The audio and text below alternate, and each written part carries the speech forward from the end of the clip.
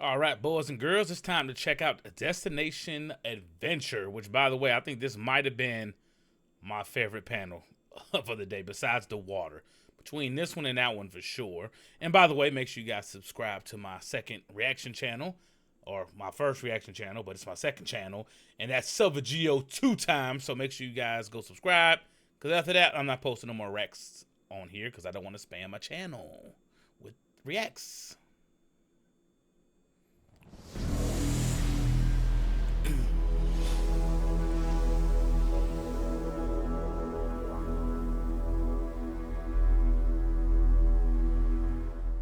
Hello and welcome to Destination Adventure.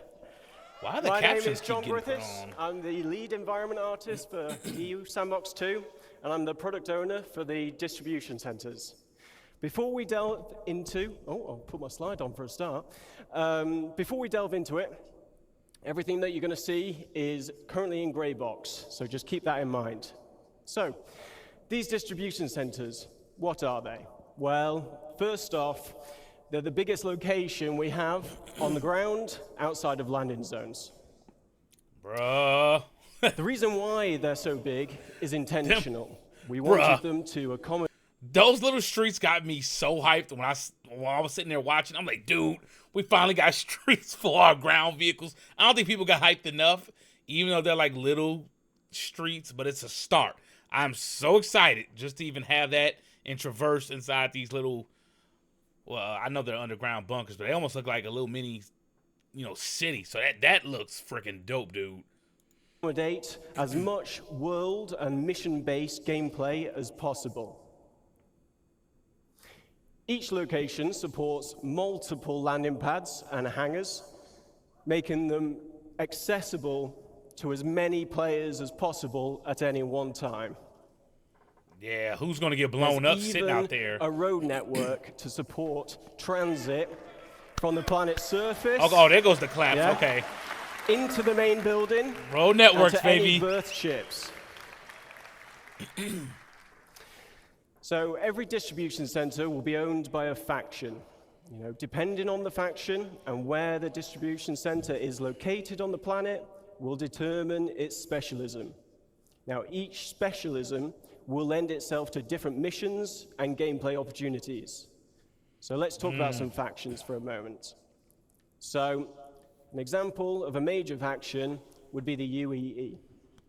Now, at their distribution centers, they're likely to be more specialized towards military supply, research and development, or communications, depending on which branch of the UEE it is.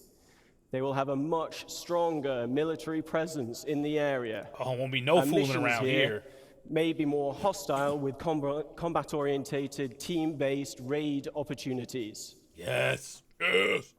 Other examples of hostile gameplay that we're thinking of is hacking and stealing, searching for and destroying a specific item, tracking and eliminating any VIPs, and everyone's favorite, eliminate all. Grey Cat Industrial. With that, what I would like to do, I would like to take like some of the higher VIPs. I would like to capture them and take them to pirates. If I was being a pirate, I would like to capture them and keep them alive instead of just kill them. Let's just say if there was an option, dead or alive.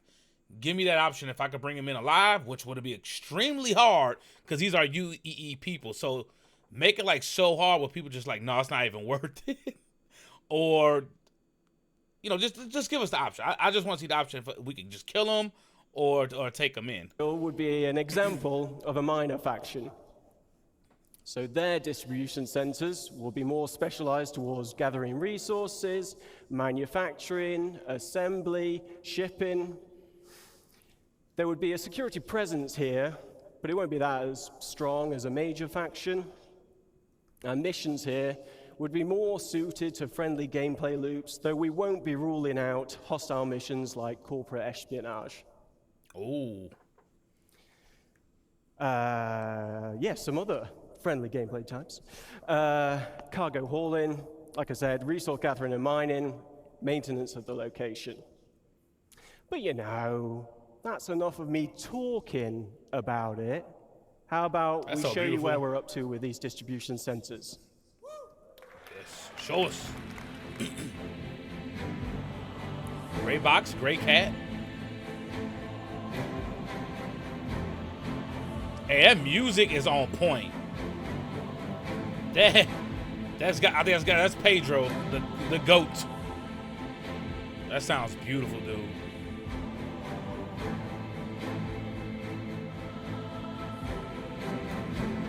Man.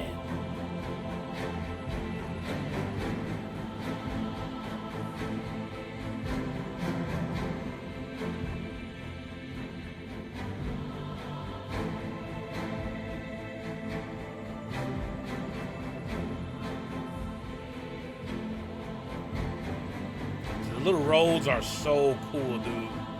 That is so awesome to me. I don't know why it's something so little, but it's just so cool to me.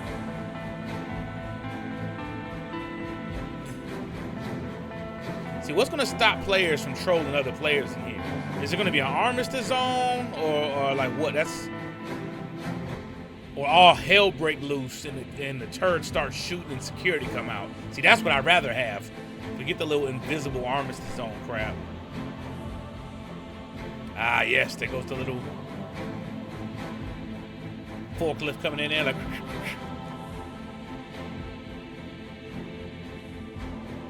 See, like I'd run that security, I'd run his ass right over. Oh, look, someone's got their eye on him.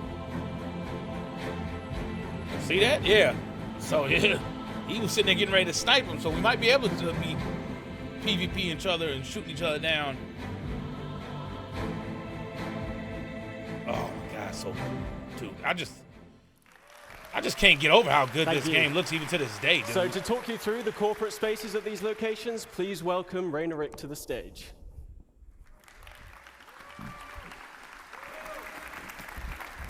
Hello, hello. So my name is Rainer Rick. I'm a lead environment artist at the Montreal studio, and we've been working with John's team on the distribution centers. So John just showed how massive these locations are. He also presented the industrial sections on the ground level, and I'm here to present the administrative area of these facilities that the Montreal team has been working on. So they're located above ground, just below the tower highlighted in the picture. Inside, you'll be able to explore the corporate office space and interact with the administrative personnel. Accessible via the lifts in the hangars and also the industrial sections we saw earlier.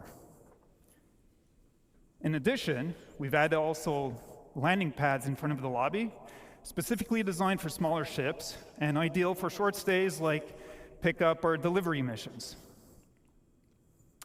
And we can't ignore the fantastic views we have from these platforms. You ain't lying. A reminder of the vastness of these facilities.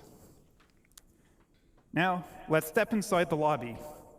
You'll find the atrium, which is a central point of the administrative area, providing access to various locations of the corporate space. Within this space, you'll find the reception desk, and as a newcomer, you'll be expected to report here first. So here you can hand over your deliveries or pick up packages and earn reputation points with that faction. Oh, yeah, I'm trying to stay cool with Grey Cat. So also expect to see corporate ownership reflected through branding, color schemes, and product placement throughout the corporate hub. And with the use of overlays, we'll be able to swap these out depending on the ownership. And here's an example with Grey Cat showcasing their vehicles and some shiny armor. And back on the topic of reputation, as it grows, you can expect to gain access to the executive office spaces. From here, you'll meet with unique quest givers, and depending on your reputation level, you'll receive various mission types, either friendly or hostile. And finally, the distribution centers were designed as an evolving location. We've built this with future expansion in mind. And in the back of the lobby, for example, doorways could eventually lead to additional office space. So, enough talk. Just before I show our progress so far, I want to give a big thank you to the Montreal team for their work on the administration area. Montreal's the shit, dude. Turbulent? And as John mentioned, we're still in gray box phase, so just keep that in mind. But let's take a look.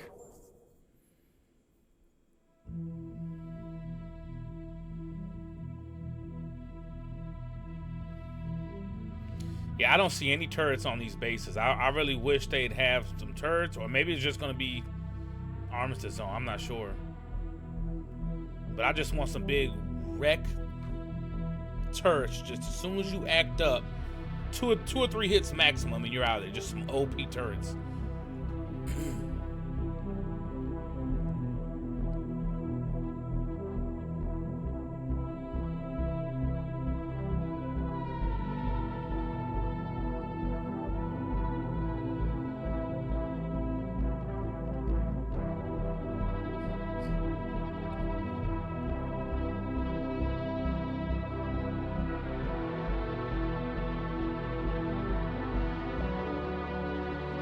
This one they let you come on in, and they respect you when you get your reputation up, huh?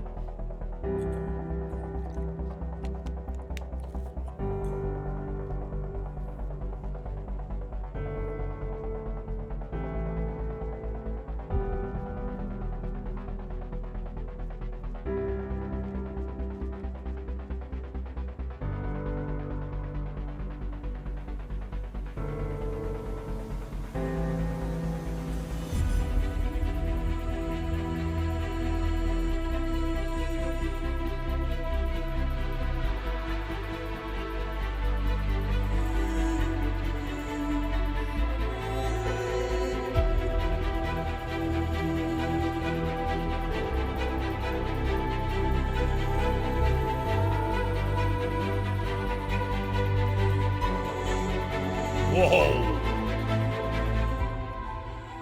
That was a huge explosion.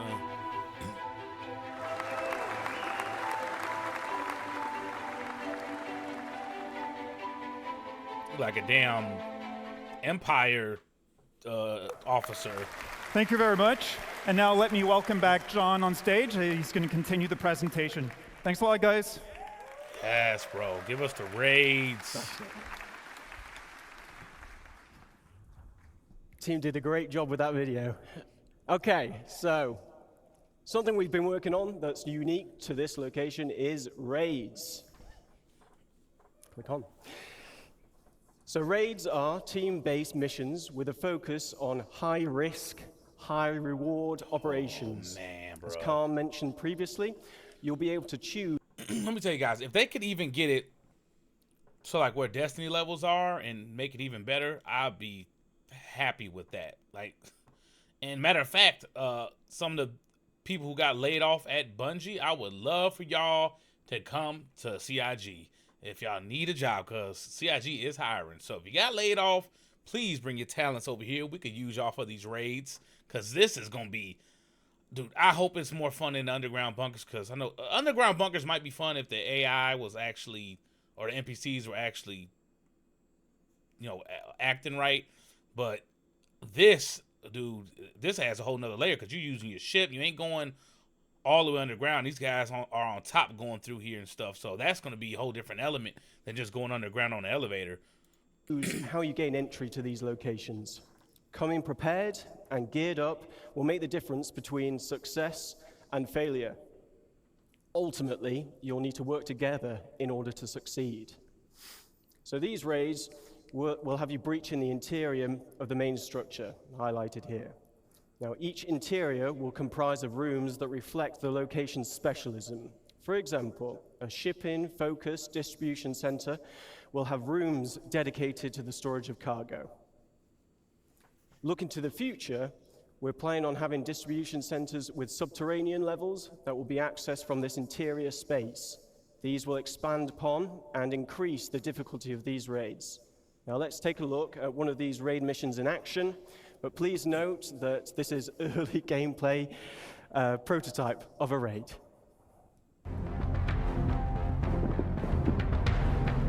Okay, so there are some turrets in these at these locations. They get shot at by something.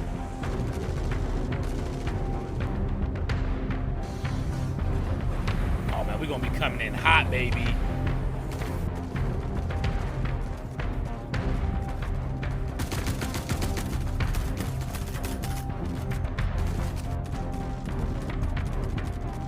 I want to shoot some of the NPCs that ain't got no guns either.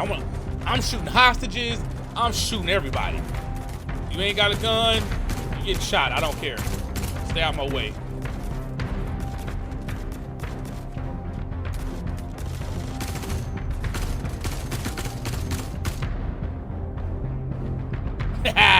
There we go. Now we can load some stuff up with these. That's what I'm talking about. Forget that one by one box crap. Give me my little forklift thingy.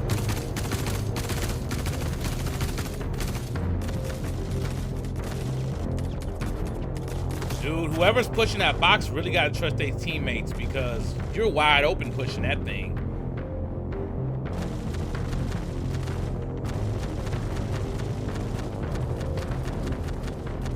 Yeah, I'd have been shut that door. I know they probably had left it open and look all cool, but hell with that. Damn. Those turrets were lighting them up. Oh my gosh, I can't wait. Do it! So, as you saw in the video, the team took a more aggressive approach to getting inside and taking what they wanted. But this isn't the only approach you can use. Multiple points of egress allow you to be stealthier, and it may make it easier for you to avoid obstacles in your path. Now, reputation will also tie into these raids. Missions will have varying objectives depending on the player's reputation level, and dynamic events may also be triggered during the raid, so players will need to adapt to an evolving situation. This could range from dealing with additional security personnel to other players arriving to defend the location against you. Now that's cool. Something else we've been prototyping is how we can utilize the multi-tool to create gameplay puzzles.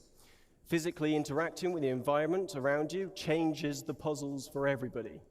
With multiple add-ons for the tool available, you may have to get creative when finding a solution to the problem in front of you. In this next video, we show you how using the tractor beam attachment can open up new paths to your objective, but it's up to you to decide what path you can create with what is available. Let's watch the video.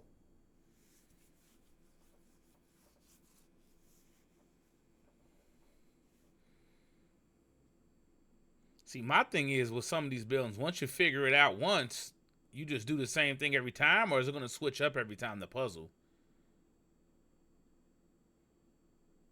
Just like the heist in GTA 5. Once you figure it out once, you do the same thing every time.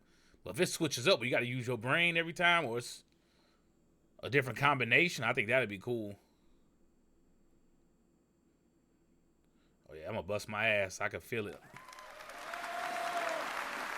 So, yes, thank you. Now, obviously, it was, this location would be possible with several people at CIG, so my thanks go to Manuel, John, Jack, Martin, Farouk, Luke, Chris, Mustafa, Sam, Tom, and Rob. You've been excellent. Thank you to Rainer and his team in Montreal. None of this would be possible without their efforts. And yeah, thanks to everybody here and online watching. Really appreciate your support. On to the next one. Man, we appreciate you, man. You and your team, y'all killing it.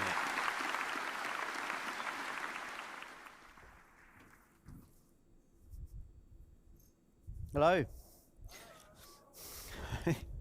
This is a good segue from the distribution centers, as I'll be talking to you about different aspects of cargo and freight on behalf of Art and Design. My name is Nick Etheridge, and I'm an Assistant Environment Art Director. So obviously, cargo isn't just about boxes.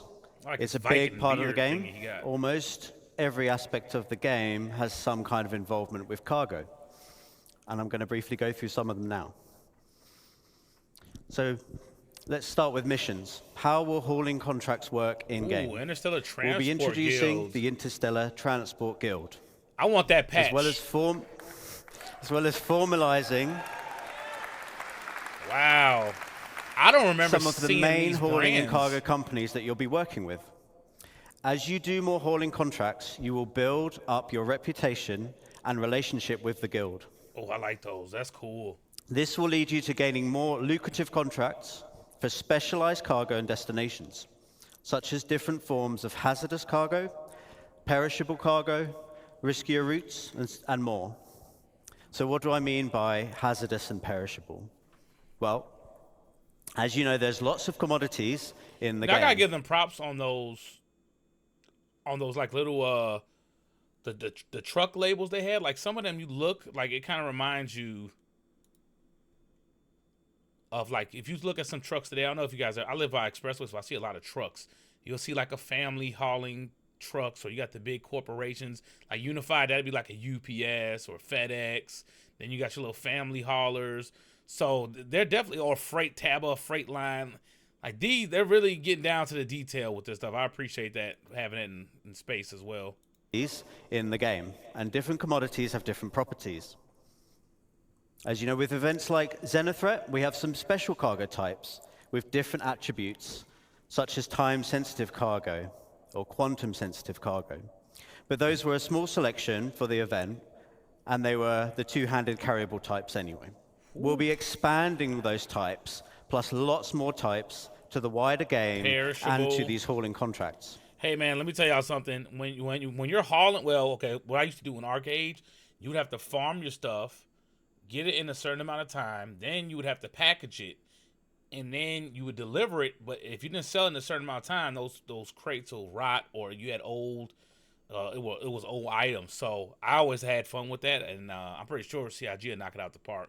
It definitely makes you interesting. You just can't sit on loot if it's perishable, so people can just like stack a whole bunch of stuff and just hold it in their base and save for a rainy day and hoard it. No, it's gonna perish on your ass, and you got to get rid of it eventually. So how does this affect gameplay?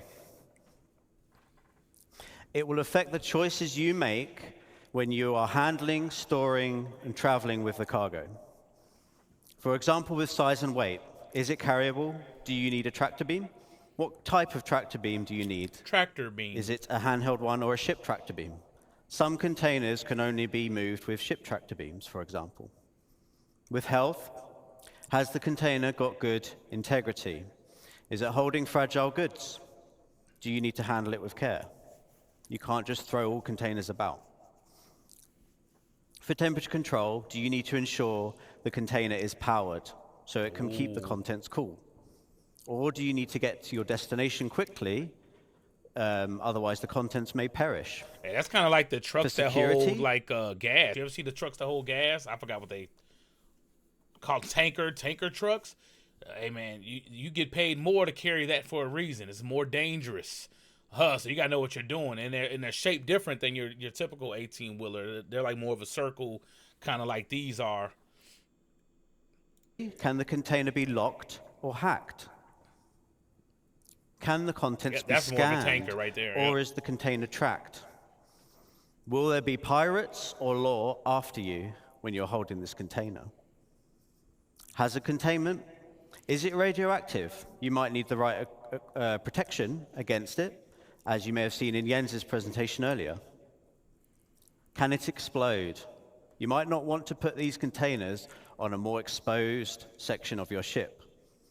And many of these attributes are going to be visually distinctive. So conversely, if you want to steal, for example, some cargo on a hull C, which does have very exposed cargo containers, you might want to avoid shooting blindly and accidentally blowing up your potential profits.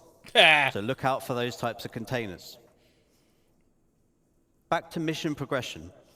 We'll be introducing perks and rewards as part of fulfilling contracts and raising reputation with these companies. For rewards, we'll have branded ship and tool skins, branded clothing. There will be collectibles to decorate your hab, hangar, or ship, or you can put them anywhere you want. And there'll be more exclusive rewards that we'll be revealing later. Oh, I like that. Thank you. Give me the exclusive rewards. For perks, you'll get access to more items in shops and discounts on specific items.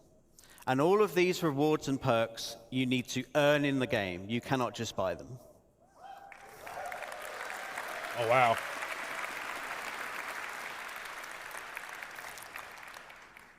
Next, let's have a look at freight elevators and hangars. I knew you'd be excited for this. Someone said, oh, yeah. I'd like to show you a short video to demonstrate how freight elevators will change how you view your hangars and how you use your hangars.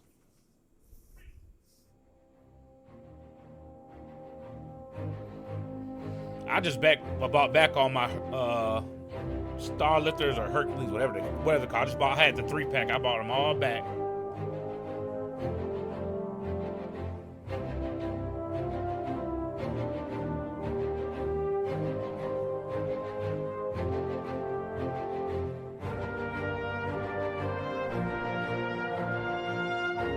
I snapped right on. Woo. Hey, it's gonna be like Tetris stacking all this shit up. I hope they have in mind in the future, CIG, have different crates for livestock. I want to move my space cows. I'm pretty sure y'all on it. I need to haul my space cows. I need to put them in these goddamn containers or whatever the hell else I catch, or some certain cages where I can put different animal types in there, because I may want to keep them alive and take some of my livestock with me. Please, CIG, keep that in mind for the future.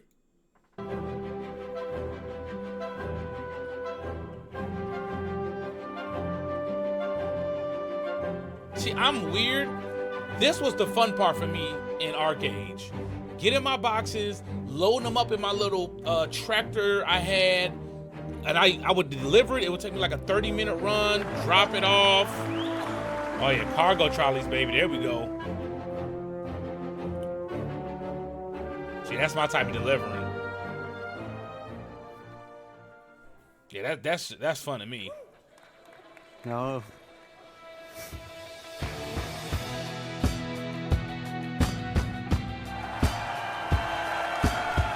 Oh yeah. I can get my tonks now.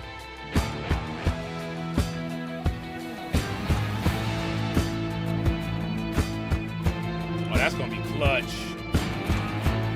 Swapping guns on each vehicle. Ooh, I don't remember seeing that the first time.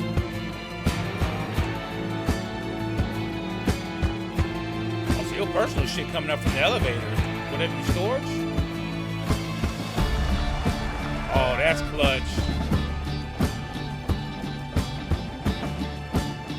If you don't need it, just park it right back.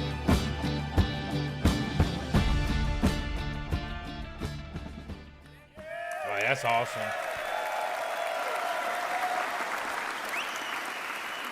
Thank you. Thank you. So, as you can see, hangars, they will become persistent and personal, meaning you can stay there as long as you want. Whatever you leave there will persist and will be yours to use as you see fit. Oh, wow. Your hangar won't just be a place that you leave from in your ship. It will become a key base of operations to handle your inventory and storage needs, and you'll be able to request your ships from an ASOP terminal from within the hangar itself. So here's my question. What about our hangars that come with our packages now?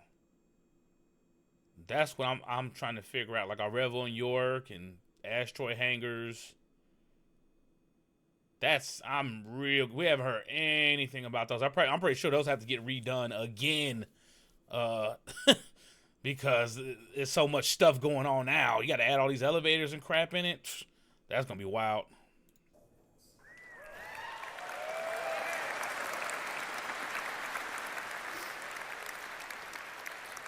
Location inventories won't be magic and instant anymore. This means that the freight elevators will be one of the main ways you interact with your local inventory.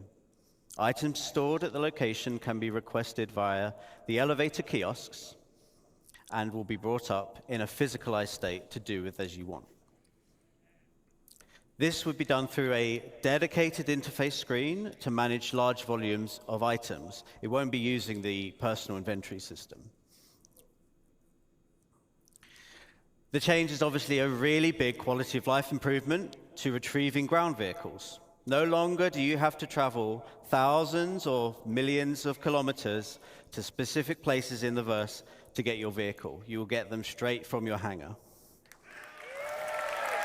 That's love. I got a lot of ground vehicles, dog.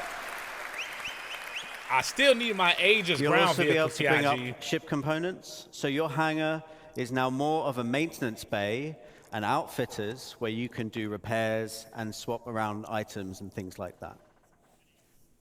So in short, persistent player hangars in combination with freight elevators will dramatically change what you can do in your hangar. It will be a home to do as you want, well, let's say max, which has always been the dream.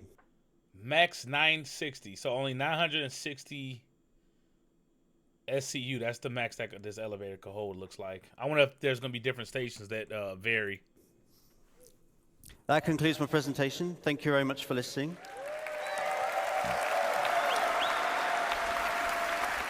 And I will pass you over to Todd Pappy. See you later, Viking beer dude. Todd, who's your Pappy? I freaking love Todd Pappy. Come on, I can't hear you. I think Todd Pappy came from Crytek too. All the goats from Crytek came over to CIG, man. We'll be talking today about something special. It's an update on something that we talked about a little while ago, but we feel it's the future of Star Citizen, and it's the actual culmination of multiple different game systems coming together. So why don't you play the video?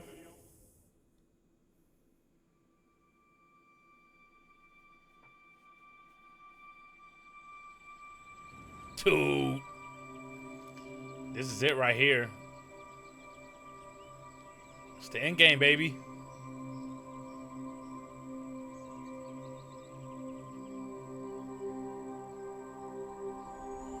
Gonna be us chilling out in the wilderness.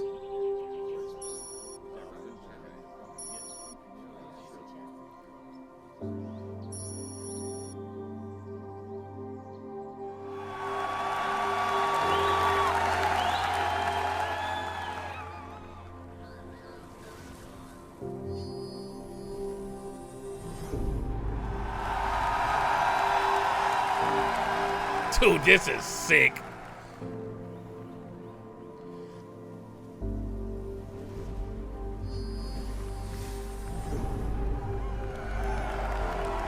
bad boys connect like Legos.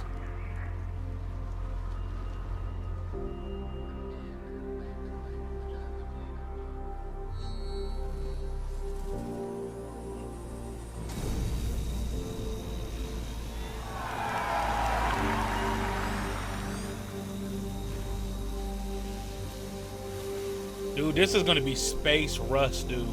It's people shit gonna get raided, soft. Everybody's gonna be shitty. A base get attacked. I can't wait to see the chaos. I'm here for it, baby.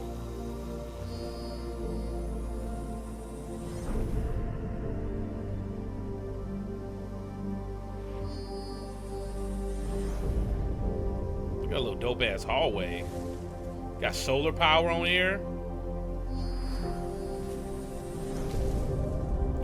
Look at that's pretty. Is that water? What is up there? Trees? Trees? Plants? It look like some plants in there. He in his shorts and shit, so he just chilling. Yeah, that's cool. That'd be cool if you have a big ass, ballin' ass aquarium. Yeah, those are some type of plants. It must be some chill room though. Like I said, he just chilling down his drawers.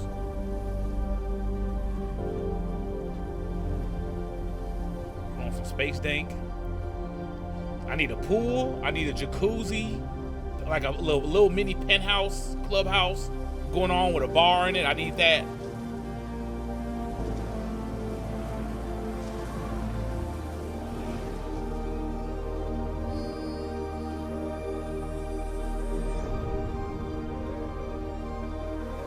They got a whole ER too.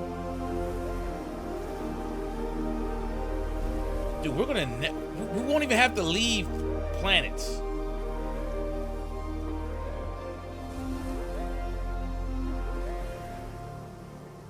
Look at all the beautiful tree, dude. This is so beautiful out there. That's amazing. It's the end game, baby.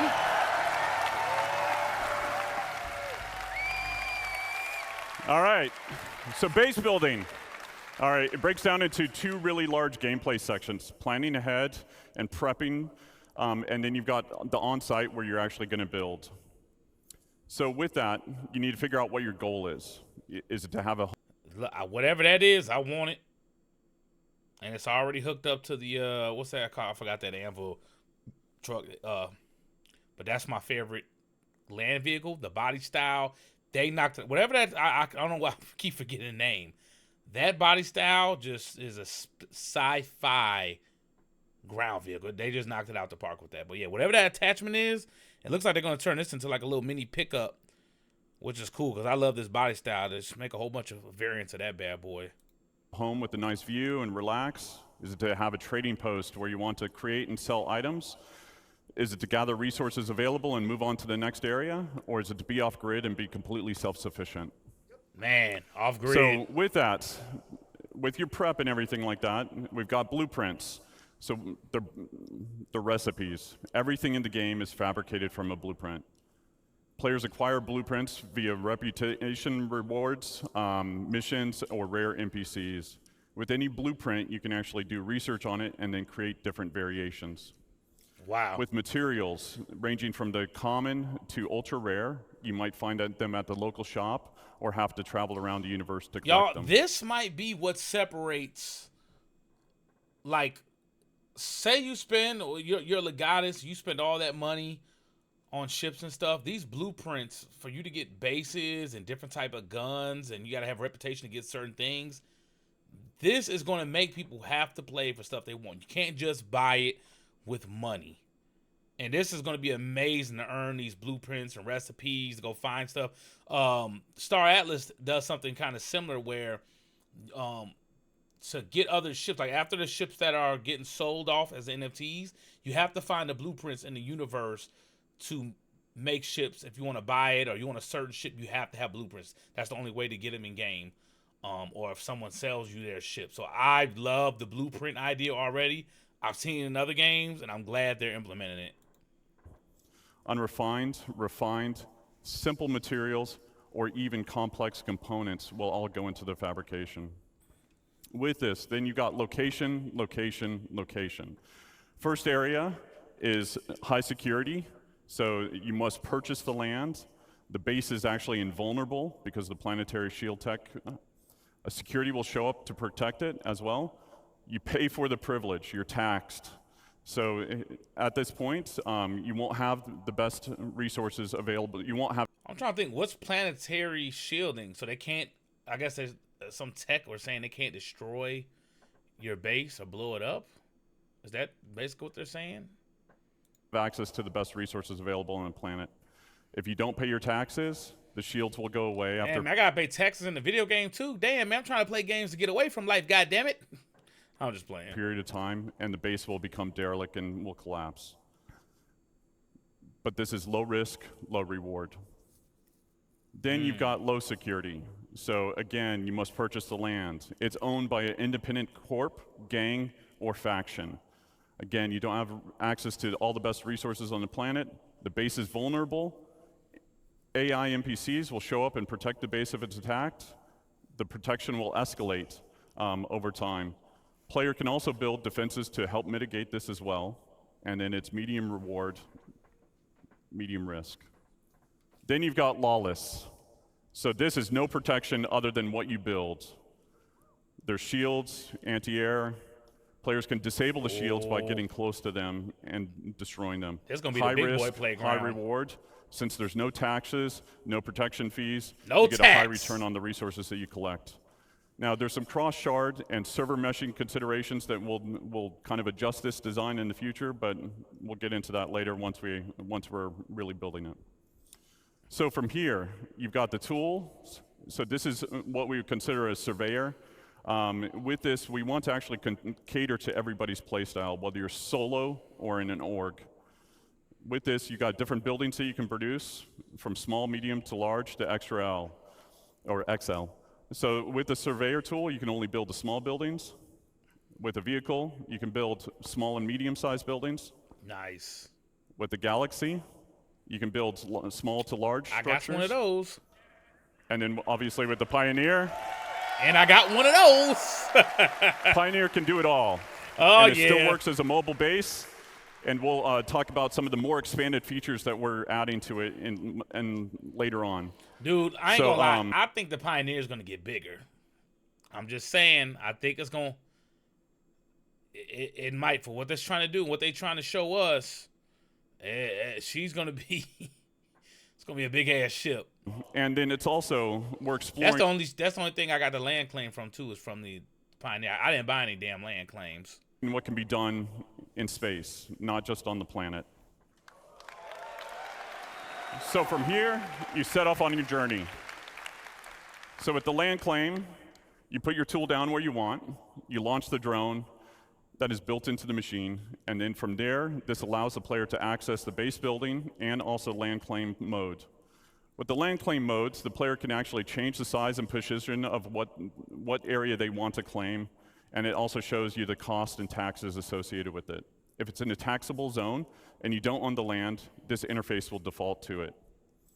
So if you own land or it's in a lawless area, it'll automatically go to base building mode. So with the overhead view of the land, you can actually place down buildings exactly where you want.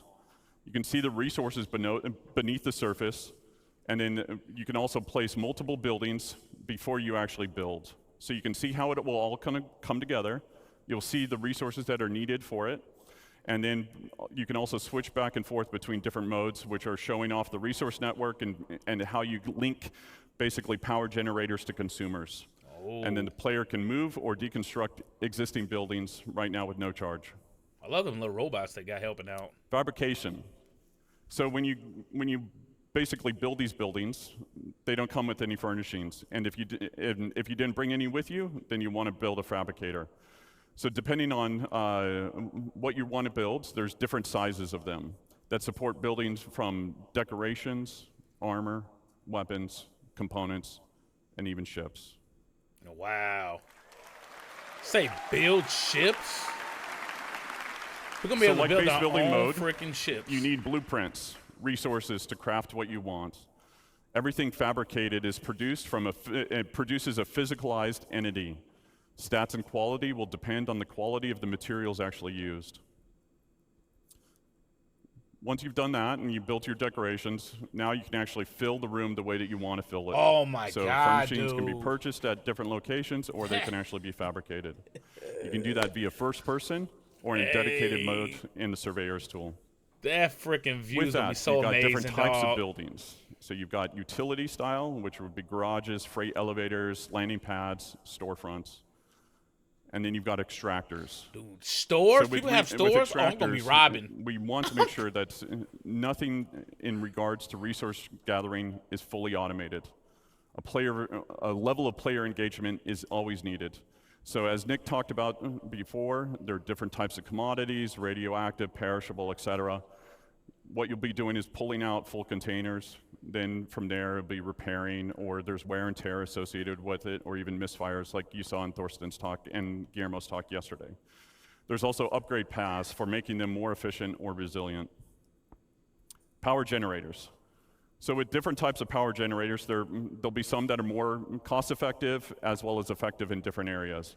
Solar panels will not always work in darkness. Fuel generators will need to be filled up every now and then batteries to store excess power.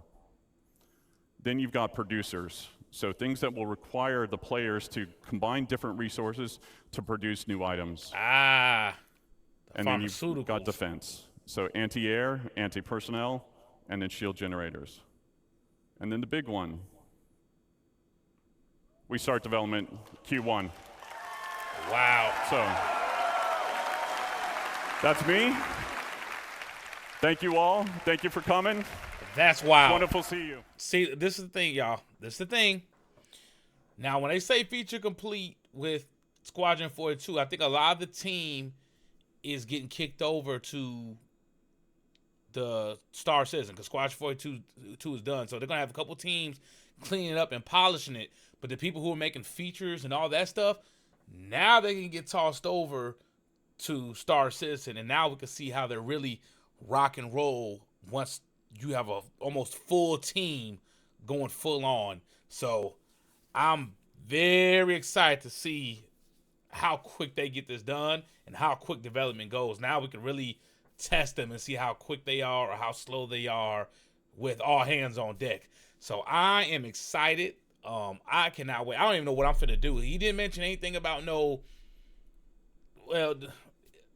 jacuzzis or stuff like that. Yeah, I ain't seen no like penthouse or little bars. I really hope CIG keeps those in mind, because I wanted like a little cool kick-it pad too on my own land. I think that'd be cool. Have a nice ass infinity pool to be looking out over the mountains. Just some dope stuff. But I'll see y'all on the next one.